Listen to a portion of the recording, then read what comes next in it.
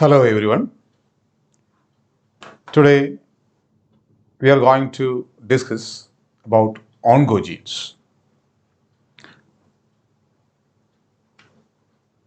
Oncogenes are the genes that is causing cancer. What is cancer? Cancer is a class of diseases characterized by out of control cell growth. There are over 100 different types of cancers, and each is classified by the type of cell that it is initially affected. More dangerous or malignant tumors form when two things occur. One, a cancerous cell manages to move throughout the body using the blood or lymph system, destroying healthy tissues in a process called invasion. So, more dangerous malignant tumors occur when there is invasion, movement of cancerous cells using the blood and lymphatic system and distributing throughout the body. And two, that cell manages to divide and grow, making new blood vessels to feed itself in the process called angiogenesis. So the new cells, wherever it reaches and establishes, for the growth and establishment, it requires continuous supply of nutrients from the blood vessels. So it stimulates the production of blood vessels and feeding itself through the process of angiogenesis. Invasion and angiogenesis are the characteristics of malignant tumors. When a tumor successfully spreads to other parts of the body and grows, invading and destroying other healthy tissues, it is said to have metastasized. This process itself is called metastasis, and the result is a serious condition that is very difficult to treat. Cancer claimed the lives of more than 7 million people in the world in a year or every year. Physicians and researchers who specialized in the study and diagnosis and treatment and prevention of cancer are called oncologists. So this is some general concepts about cancer. I will show you a video.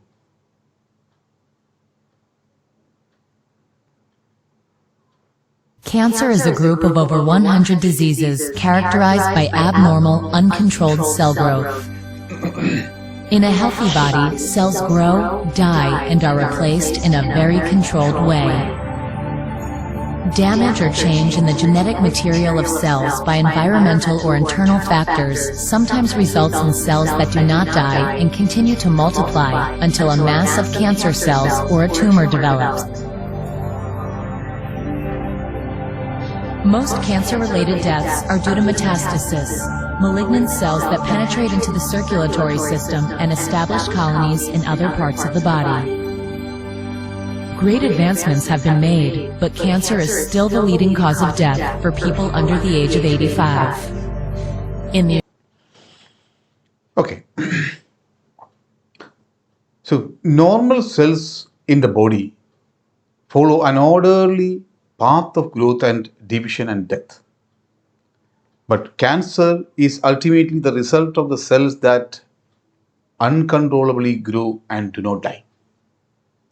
Programmed cell death is called apoptosis, and when this process breaks down, cancer begins to form. So normally the cells were subjected to apoptosis or programmed cell death. When this process of apoptosis fails, cancer forms. Cancer cells do not experience programmed cell death and instead continue to grow and divide to a mass of abnormal cells. There are 5 different types of cancers based on the cell type. So how these cancers are classified? Carcinomas are characterized by cells that cover internal and external parts of the body such as lung, breast and colon cancer. Sarcomas are characterized by cells that are located in bone, cartilage, then fat, connective tissues, muscles and supportive tissues. Lymphomas are cancers that begin in the lymph nodes and immune system tissues. Leukemias are cancers that begin in the bone marrow and often accumulate in the bloodstream.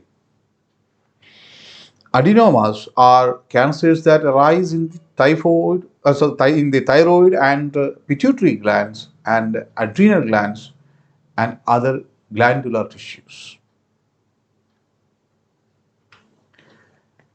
This is an overview of the carcinogenesis process. Here, as you know, DNA, which is the storehouse of the genetic information, which is subjected to various alterations or changes by different factors like hereditary changes, infectious agents like some viral infections, mutagenic chemicals, radiations, all this alter the sequence of the DNA. The result is that changed sequence in the DNA may result in the production of an oncogene or inactivation of a tumor suppressor gene. Some of the genes were oncogenes which produces cancer on its activation, and some genes were normally present in the cell which is known as tumor suppressor genes, which actually suppresses the effect of the cancer genes. They are known as tumor suppressor genes. So the inactivation of the tumor suppressor genes or the activation of the oncogenes both results in protection of a cancer stage. So additional mutations will accumulate and that results in a genetic instability, and such accumulation of genetic or epigenetic changes and instabilities will result in a cancer, and these are hallmarks of the cancer. Self-sufficiency in growth signals. Normally, normal cells require growth hormones or stimulus for its growth. So that's a controlled fashion of cell growth. But cancer cells do not require external growth signals. It is having its own mechanisms of uncontrolled growth, ignoring the growth signals, and that is known as self-sufficiency in the growth signals. Then instability to anti-growth signals. So there are, as a part of the normal regulatory processes which prevent unwanted cell growth, there may be anti-growth signals which prevents the unwanted growth. For example, you know that such monolayers of the cells, animal cells, which will stop dividing when it touches another nearby cell. So if there is no space to grow, then the normal animal cells will not grow, and it stops its division. It won't overgrow the other cells. So that type of anti-growth signals were normally present, and the normal cells will accept that anti-growth signal. But cancer cells were insensitive to anti-growth signals. That's why they form tumors. So it is growing uncontrollably without being limited by such anti-growth signals. Then evasion of apoptosis. Normal cells were normally subjected to programmed cell death, and cancer cells will normally evade, or it will ignore the process of apoptosis, and it will continuously grow and divide, and that's one of the hallmarks. Then a limitless replicative potential. And as a cell type which continuously grow and divide without receiving external stimulus, or that type of cancer cells will have limitless replicative potential for its growth and division. Sustained angiogenesis. Sustained angiogenesis means it's having the property of angiogenesis. For example, it is a malignant tumor. It requires continuous supply of blood vessels, of blood and nutrients from the blood vessels. That requires the process of angiogenesis and blood vessel creation. Then the last point is a tissue invasion and metastasis of the malignant tumors. So it can distribute throughout the body using the lymphatic and circulatory system, and that is known as metastasis and invasion. So these are the hallmarks of the cancer. Oncogenes are the genes which have the potential to cause cancer, as we stated. The word oncos means mass or tumor. So tumor genes or tumor causing genes were known as oncogenes. What are these oncogenes? How it was discovered? So we can go back to the history, maybe a century back. The seed for the explosive growth of our knowledge of cancer was planted in 1911. And patent Rose induced tumors in healthy chickens by using cell-free extracts. It was nothing but the RNA tumor virus, erythrovirus, used by patent Rose for tumor introduction in healthy chickens. Then, actually, this type of tumor viruses carry discrete genetic elements called oncogenes, which gave the ability to transform the cells. So these tumor viruses actually carry the discrete genetic elements called oncogenes, which is possessing the ability to transform the cells into a cancerous one. Oncogenes are found in all cells except in mammalian RBC. But cells never become cancerous because oncogenes were not generally expressed. It is blocked by the tumor suppressor genes. But oncogenes were normally present in all types of cells except mammalian RBC. First identified in the oncogenic these type of oncogenes were first identified in oncogenic RNA viruses, that is a Rous sarcoma virus. That is the first identified RNA virus with an oncogene. RSV gene is incorporated into host cell and stably inherited throughout the generations. Around mid-70s, several groups have shown the presence of cancer-causing genes in viral genome. So what is oncogene? Slightly altered version of the normal cellular gene, the proto-oncogene, is known as an oncogene. So usually the proto-oncogene is normally a cellular gene which may have some specific function. But a slightly altered version, a mutant, a changed version of the normal gene which is present in the cell can become an oncogene by a change, a genetic change or a mutation. So that's an oncogene.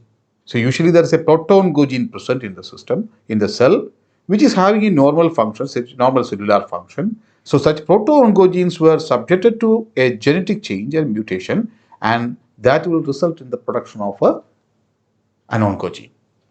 But functions are quite different because the proto-oncogenes were having a cellular normally designed function, but when it is subjected to a mutation or a change and resulting in the production of an oncogene, that instead of the normal performing the normal cellular duties, it will turn the cell into a transformed cell with the uncontrolled growth potential. Now,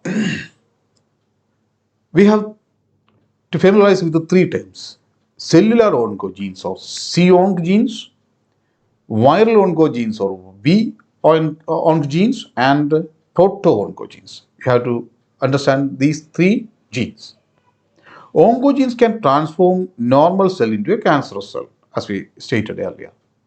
Proto-oncogenes are part of the normal genome, which may turn into an oncogene on a mutation event. J.M. Bishop from the University of California opined that viral oncogenes are of cellular origin. The initially identified oncogenes were from some viruses, but the viruses actually they got that gene, viral oncogene, from some other cellular counterparts. So that's why J.M. Bishop says that viral oncogenes were actually originated from some cellular origin from which it actually takes away that oncogenes. Viruses acquired these genes from host through the process of infection. Viruses infect the cell, then from the host cell it acquires. David Baltimore According to David Baltimore, it is an act of piracy by the virus, or it is a stolen gene from the cellular counterpart by the virus. And the V oncogenes or viral oncogenes do not have introns. The prefix V for the viral oncogenes and C for the cellular counterparts were generally used. So, the act of piracy by the virus that can be explained using this picture. So, here is a viral RNA. Normally, this viral RNA will produce a DNA copy by the process of a reverse transcription. So, a double-stranded DNA is produced, and that double-stranded DNA will be integrated into the host cell DNA. So once this gene is integrated nearby a proto-oncogenes, this proto-oncogene is a cellular gene which is having its own normal function, which is supposed to have some normal cellular functions in the host cell. So when this provirus, which is integrated in the host cell genome, if that is transcribed, then that will produce a viral RNA along with some of the regions of the proto-oncogene. So now we have a new viral RNA created from this region with some additional components of the proto-oncogene which is taken or which is stolen from the cells. Now this viral RNA can easily subject it to some mutations. Normally these proto-oncogenes were stable because it's a DNA that is stable and there is repair mechanisms in the host cell. So usually in the host cell it will not show a cancerous nature, but when it is an RNA, this is easily susceptible to mutations, and these proto-oncogenes during further viral replication, these proto-oncogenes can mutate into an oncogene, and subsequently it will turn into a viral RNA carrying an oncogene. So this is how an oncogenic viral RNA is created. So there are some genes known as cancer critical genes. So in the previous slide, we discussed some proto-oncogenes, cellular oncogenes, viral oncogenes, and proto-oncogenes. Now, some genes are known as cancer critical genes. It means all genes whose alteration frequently contributes to the causation of cancer. So if there is a gene in the cell whose alteration or a change or a mutation frequently results in causation of cancer, that type of genes were known as cancer critical genes. There are three, but mainly two broad classes according to whether the cancer risk arises from the loss or gain of function. So based on the loss or gain of function mutation, loss of function mutation or gain of function mutation, there are basically two broad classes. We can say that it is three, but mainly two broad classes were to be discussed. Actually, there is three classes, but of importance is of two classes. The first one, genes of the first class, in which a gain of function mutation can derive a cell towards cancer, and are called proto-oncogenes. Their mutant overactive or overexpressed form is called an oncogene, which we already discussed. So there are normally cellular genes which is having a normal function in the cell, and they are known as proto-oncogenes. And when they mutate, they produce an overactive or overexpressed form of that gene. Now it becomes an oncogene. So that is a normal cellular gene which is known as a proto-oncogene with its own normal cellular functions, but their mutant counterpart will be an oncogene which is having some overactive and overexpressed proteins which will lead to the production of a transformed cell. So this is a representation. In an overactivity mutation or a gain of function mutation, we will have a normal cell with two copies of the DNA. In eukaryotic system, you know that there are two copies. You have 2n numbers. So here two copies are there. A single mutation even creates an oncogene. Why?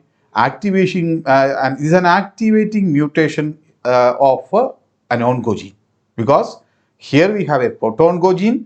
Once it is mutated into into an oncogene, that will express. So these type of dominant mutations, which creates an oncogene by a single mutation even, which subsequently codes for a protein, and that protein will have some overactivity or overexpression which results in the cancerous growth. So this is a overactivity mutation or a gain of function mutation which is actually acting in a dominant manner. Dominant genes require only one copy in the cell. As you know, a dominant gene require only one copy because that protein is produced even if it is present in one copy.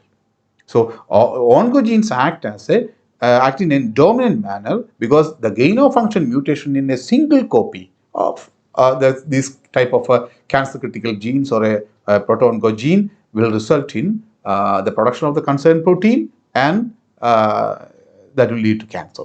So both the genes simultaneously, it doesn't require mutation in both the copies because only one copy will result in the production of an oncogene, and the corresponding proteins will be produced, leading the cell to a cancer state. So that's why such overactivity mutations or the production of the oncogene is usually a dominant process, and these act in a dominant fashion.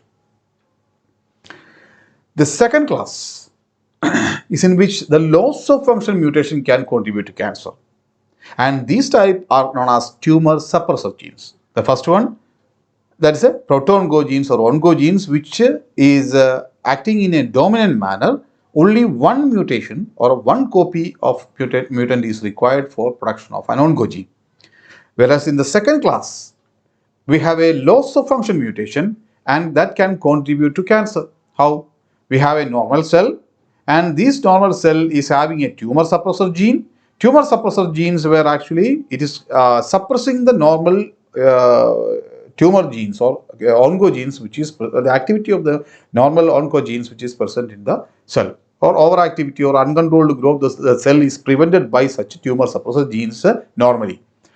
So if there is a mutation in one of the copies, then it is having no effect because we have still a functional copy there, which will produce the tumor suppressor protein, and that results in the control or suppression of the concerned cancer development. But when both the copies, the second mutation event will lead to the mutation of both the copies. So if the two copies of the tumor suppressor genes were simultaneously inactivated, then there is no tumor suppressor protein produced.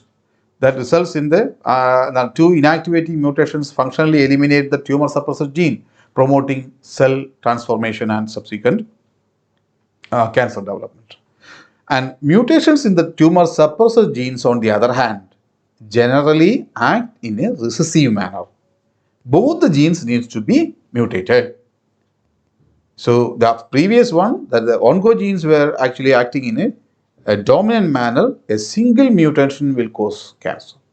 Whereas loss of activity mutation or loss of function mutation in tumor suppressor genes, actually they act in a recessive manner. We require both the copies to be mutated so that no copy of the gene is actually functional, and that results in the causation of a cancer. The third class, whose effects are more indirect, are those genes whose mutations result in genomic instability, and they are described as DNA maintenance genes. There are a lot of genes which is required for maintenance of the DNA, like repair proteins or repair mechanisms, which is normally required in the cell. If the repair system fails, that results in the continuous frequent mutations, and that results in the development of cancers. So there are a class of genes which will be generally required for maintenance of the cell and integrity of the DNA. And that type of maintenance or repair system genes were DNA maintenance genes. And their mutation, their loss of function or inability, genomic instability, may result in cancer development. Okay. So this is why we discussed there are three classes, but the first two were more important because oncogenes and tumor suppressor genes were more important. But still, the third class is also having some significance because DNA maintenance genes or repair system genes is also having some significant role in the maintenance of normal life of the cell and preventing it from turning into a transformed cell. So this is another representation of the previous example. Here is the overactivity mutation. Here is the underactivity mutation or the loss of function mutation, and that is another consolidated view of the first two class of changes. So this table actually shows the three types, that is proto-oncogenes, tumor suppressor genes, and the caretaker genes or maintenance genes.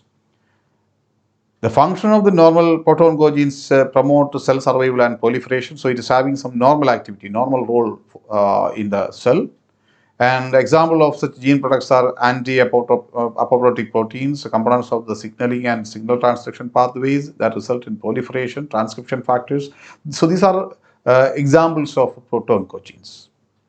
And effect on F5 mutation is a gain of function mutation allow unregulated cell proliferation and survival. Usually these transcription factors and proliferation factors, all these were usually required at a basal level or in a regulated fashion. But when a gain of function mutation which results in the overactivity or overproduction of such factors and such proteins, that results in overexpression or uncontrolled growth of the cells. Usually this needs to be working in a regulated manner, but when that regulation is lost, it is a gain of function. So instead of producing a single copy of the protein, it may produce thousands of copies that will result into the uncontrolled growth. And mutations are generally dominant in case of proto-oncogenes, as we discussed, and arise by point mutation and chromosomal translocation. Amplification, so various events will result in the conversion of this proto-oncogene into an oncogene. Then the second class is the tumor suppressor genes. These tumor suppressor genes actually they inhibit cell survival or proliferation. Usually they suppress the tumor development or uncontrolled growth. And we have examples like apoptosis promoting proteins, inhibitors of cell cycle progression, checkpoint or control proteins that regulate the cell cycles, then DNA chromosomal damage, then components of signal pathways that restrain cell proliferation. So a lot of proteins that prevent tumor development were there. Now, loss of function mutations allow unregulated cell proliferation and survival. Mutations are generally recessive, as we discussed. Then they arise by deletion, point mutation, and methylation, etc. The last category is the caretaker genes, where they are working on repair and mechanisms and preventing DNA damage, etc. DNA repair enzymes were examples of such products. Loss of function mutations allow mutations to accumulate. So, because since it is not repaired, it's a repair system protein, and if it is not functional, then the mutations will accumulate, resulting in production of oncogenes. Then mutations are genetically recessive, and they arise by deletion, point mutation, methylation, etc. So the proto-oncogenes. When we discuss about proto-oncogenes, we have some examples of the proto-oncogenes. The classical example is about RAS proteins, RAS family proteins. All RAS protein family members belong to a class of proteins called small GTPases, and are involved in transmitting signals within cells, and because they are signal transduction proteins. And there is a WND or Venn signaling pathway, and it is a network of proteins best known for their role in embryogenesis and cancer, but also involved in the normal physiological process in adult animals. So that is another protein. MYC gene and their products, and MYC is implicated in Burkitt's lymphoma, which starts when chromosomal translocation moves and enhances sequence within the vicinity of the MYC gene to another location. So that proto-oncogene or MYC gene, it changes its nature when the enhancer sequence is moving its location by a translocation event. So the MYC gene codes for widely used transcription factors. When the enhancer sequence is wrongly placed, or it is moving from one location to another, the transcription factors are produced at much higher rates. Usually when it is placed in normal position, the transcription factor production will be low. When that MYC gene is placed, or that enhancer sequence of the MYC gene is placed at another location instead of the normal position, then that increases the transcription activity of the transcription factors, and transcription factors will be produced in larger quantities, which results in increased gene activity.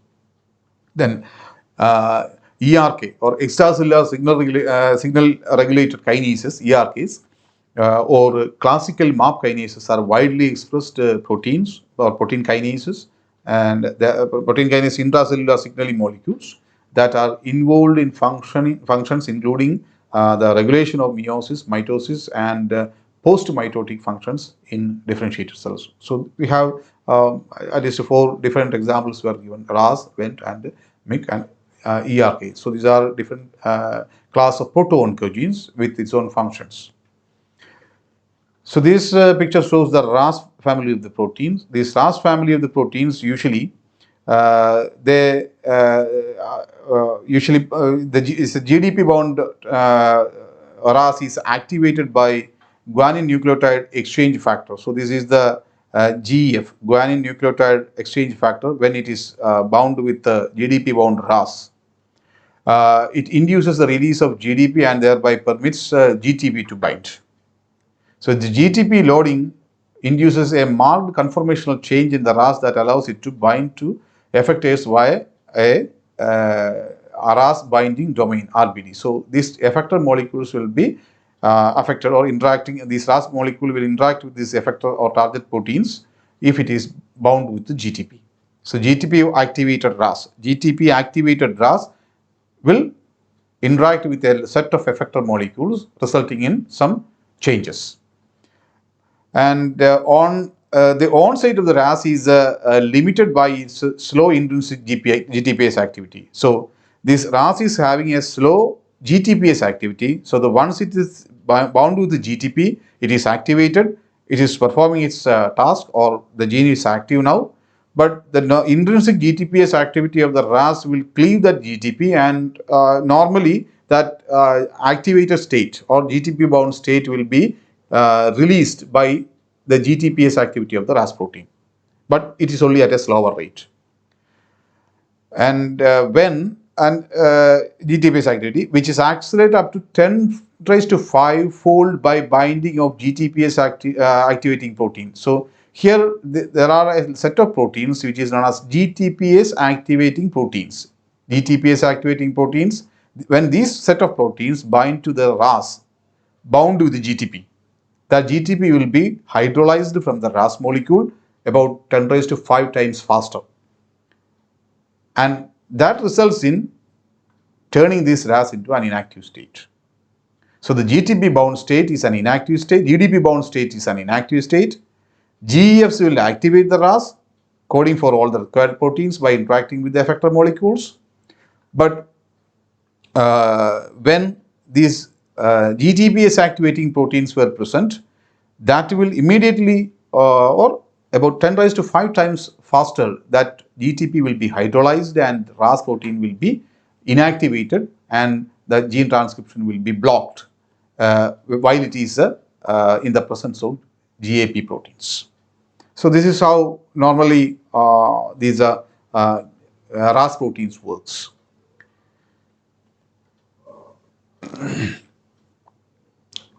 So RAS proto-oncogenes, actually they have 3 different types of RAS proto-oncogenes. 3 activating genes, N, H and K, that belongs to CRAS family or cellular RAS protein family, found in humans and rats, which gives rise to the oncogenes. So the C or cellular RAS proteins may be of 3 types, that is the N, H and K in humans and rats. Each CRAS proto-oncogenes can give rise to oncogene by single base displacement, leading to the substitution of a single amino acid at the position of a 12 or 61. So in that protein, if one single amino acid at 12th or 61th position of the RAS is changed, then that leads to the production of an oncogene. So the cellular proto-oncogene, it is having its own functions, like, and there are 3 types, N, H and K genes are there of the CRAS family. And if the 12th or 61th the amino acid of that normal protein is changed or by a substitution event, then that becomes a changed or mutated protein that is having an oncogenic role. So this is as we know, this is a form of DNA rearrangement in which we have for example, a base deletion which results in a changed sequence, or an insertion which results in such a sequence, or a transposition in which there is a change in the location. For example, this gene that red position is actually moved to a distant location.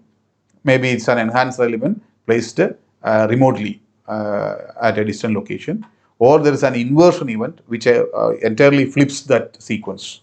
For example, this region, all these three genes were flipped in the case of an inversion event. So there are various types of DNA rearrangements, as we know. And 5 mechanisms for converting proto-oncogenes into an oncogene is present. Here we have a proto-oncogenes, which is a normal cellular gene. It's expected to have its own normal functions.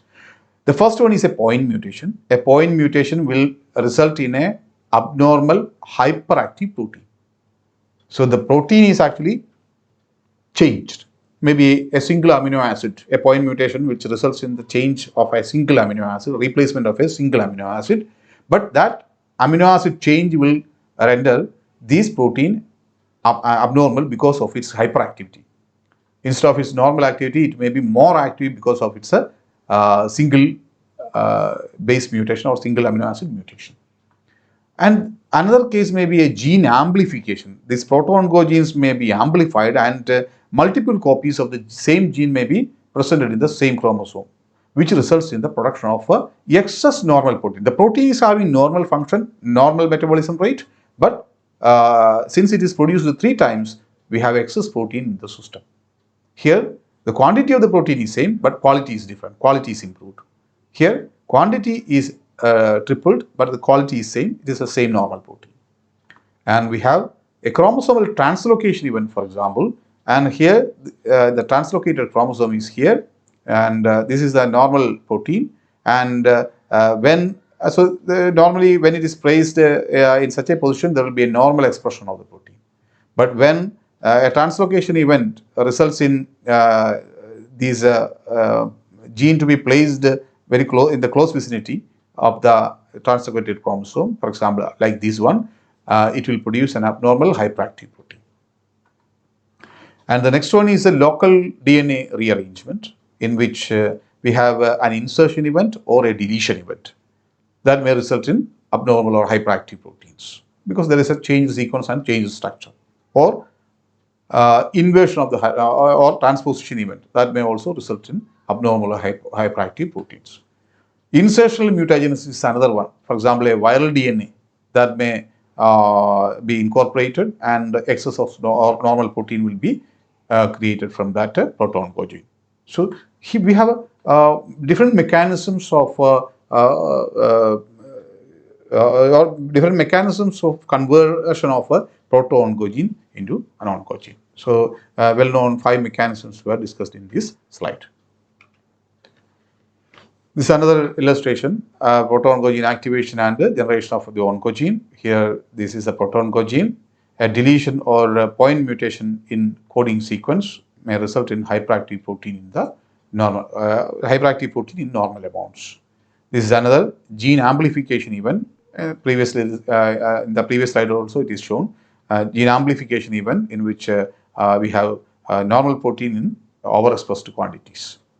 Then chromosome rearrangements that may result in nearby regulatory DNA sequences cause normal protein to be produced, whereas a fusion protein may result in actively transcribed genes lately it overproduces the fusion protein, and that may be hyperactive. Overproduced protein will be produced if that regulatory element is actually fused with the DNA instead of placing it at a distant location. So this is an activation mechanism of another slide for activation mechanism for the proto-oncogene. The activation of the proto-oncogenes by insertion, translocation, and amplifications were shown here. So the proto-oncogene conversion of the proto-oncogene to oncogene can be through translocation or a transposition event, and a gene moved to a new locus under new control elements or under new regulatory element or promoter element, which results in normal growth and stimulating protein in excess. And here gene amplification, again this is a multiplication of copies, multiple copies of the gene is there, and still the protein is normal, and maybe it is produced in excess quantities.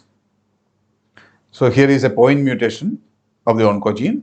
Here the protein is different because it's a hyperactive or degradation resistant protein or a thermostable protein, whatever. So a protein with change in quality will be produced if there is a mutation event, and subsequently that will directly convert into an oncogene. So this is the oncogene with a hyperactivity, and that may be resistant to normal degradation and even controlled by the regulatory proteins. So this is another illustration in which we have a change in expression levels is shown there. So this is a MYC gene, which is a proto-oncogene. So at normal rate, it is produced. When it is normally produced, a single copy is produced. But when a mutant is there, mutant is overexpressing, because maybe its promoter is misplaced or closely placed, something like that. So that instead of producing a single copy, it produces triple the quantity. So the gene is overexpressed in this state. So here we have a gene duplication event, which again produces multiple copies. So the overexpression of a gene or the multiplication of the gene, such mutants may result in overexpression of the concerned protein. So overexpression and gene amplification. Then change in protein structure is another case in which we have a point mutation. Normally the RAS protein, which is bound with GDP, is supposed to stimulate. So this is an inactive protein, and when it is bound with GTP, RAS protein, in the previous slide we discussed that one. When it is bound with GTP, this is the active state, and it gives the signal to the effector molecules, so that the function of that RAS protein will be active when it is bound with GTP. So from this state or inactive state of GDP bound state to GTP bound state is occurring in the normal state, normal cell. But in a mutant, the mutant will be a changed protein in which such conversion is blocked. For example, the hydrolysis of the GTP bound active state back to the inactive state, or GTPase activity of this protein may be removed by a mutation. So usually this RAS protein is having GTPase activity, as we discussed previously. So if the GTPase activity is removed by a mutation event, then it will be stuck. Once it is GTP bound, then it will be always in the active state, and GTPase activity, if it is not there, it cannot go back to the inactive state or GDP bound state. So it will be in a constitutively active state. So that's one effect on point mutation. Then change in the protein structure. For example, in the chromosome 9 we have ABL gene, and in chromosome 22 we have BCR gene. And in a mutant, if this gene is placed, or from the gene, the gene from BCR from 22, chromosome 22 is taken and through a translocation event, if it is moved to chromosome 9, and that example is a Philadelphia chromosome in which these two genes were placed closely in the chromosome 9, and that is known as a Philadelphia chromosome, which is an active state, or it's an oncogenic state which gives a continuous signal. So this type of different types of oncogenic activation mechanisms were already there. And as we previously mentioned, basically the 12th position or 61st position, even 59th position of the amino acid in the RAS family proteins were mutated. And if any mutation occurs at these positions, 12, 59 or 61 positions, then you can see that the CRAS is having all the three categories: H CRAS, K CRAS, and N CRAS, or cellular RAS genes. They have glycine, alanine, and glutamine respectively at 12th, 59th, and 61st positions. That is the normal cell. But you can see various variants like lung carcinoma in HRAS. You have leucine at 61 position instead of glycine. Bladder carcinoma for HRAS, we have the HRAS gene is the glycine at 12th position is replaced by valine. So this table shows the instances of a mutation in various types of cancers like lung carcinoma, and which gene is mutated is also shown there, and whatever amino acids that is shown in red are mutated amino acids or changed amino acids in the concerned genes, HRAS or KRAS or NRAS genes.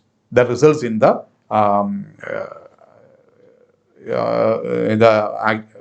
result in the inactivation of the GTPases, and that inactivation of the GTPase results in activation of the oncogene. So here another example, chromosomal translocations can create unregulated chimeric oncoproteins or place a proto-oncogene under the control of an uncontrolled promoter. So here Burkitt's lymphoma, in which a translocation event that is from 8 to 14th, and here the gene is a c-MYC gene. So from which position to which position? 8th chromosome to 14th chromosome. 8th. So this is the different chromosome numbers. Which number of the chromosome is actually involved in the translocation event. So 22 to 8, 8 to 22, 22 to 9, 22 to 9. So this is the different types of BCR-ABL, the previous one that we discussed. For example, this one, BCR-ABL 922. So similarly, here we have different types of cancers, and this is the proto-oncogene in which translocation event occurs. So 22 from the 20 in 50 to 10 to 15% of the cases, this translocation is noticed. In 90 to 95% of the cases, this particular translocation is evident. So this is a table that shows different types of translocation events in which a gene from one chromosome is moved to another location, resulting in a proto-oncogene activation, so that an oncogene is produced. So c-MYC is translocated to the Ig locus, and which results in the activated expression. And then this is another one, BCR-ABL fusion protein is produced, which results in a constitutively active ABL kinase. So in the previous diagram, we seen that BCR gene is moved to ABL, so which results in the production of BCR-ABL. Usually this is ABL is on 9th and the BCR is on 22nd chromosome. So a fusion protein, when these are moved to a single chromosome and it is transcribed together, it will result in the production of a fusion protein, which is actually a constitutively active kinase, ABL kinase. So usually this type of fusion proteins won't respond to regulatory components. So that's why such proto-oncogenes will result in the production of oncogenic proteins or oncoproteins. So this is about gene amplification of various types of oncogenes were marked here: c-MYC, n-MYC, l-MYC, and c-ABL, c-MIB. So there are various types of oncogenes are there. So their gene amplification is actually how many fold of gene amplification is there. It is marked in the table in the next column, and such cases were observed in corresponding, for example, CMYC, about 20-fold amplification, gene amplification is seen in leukemia and lung cancer carcinoma. And NMYC, about 5 to 1,000-fold of gene amplification is shown in neuroblastoma or retinoblastoma. So this table shows various types of oncogenes and the fold of amplification, gene amplification, how many number of copies of the gene is overexpressed or overproduced in such specific types of cancers were shown in this slide. You can go through the slide later. Okay.